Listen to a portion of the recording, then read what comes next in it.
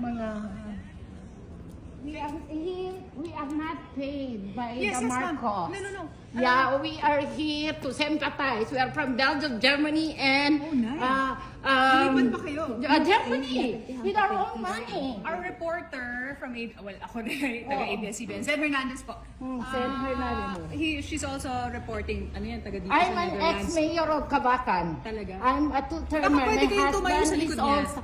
also a mayor. Ah, hindi. And Ay, we, makita. Gagamitin nyo lang kami eh. Bakit naman? Kayo kay Duterte, di ba? oh, Against kayo. she's a Yes. lawyer. She tried to check the health of our president. He's an 80 years old by March 28. So pwede nga po, He was diba? kidnapped in the Philippines. Oo. Kasi parang we will mention na nandito yung supporters.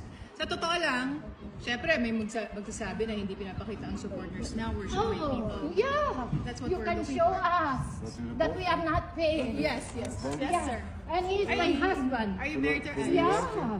Yeah. He married at From Manila. Manila. From the Philippines. Yeah, we Yeah. saw Sis, here. kanina lang sis, oh. Sis, kanina lang, mag-email lang. Email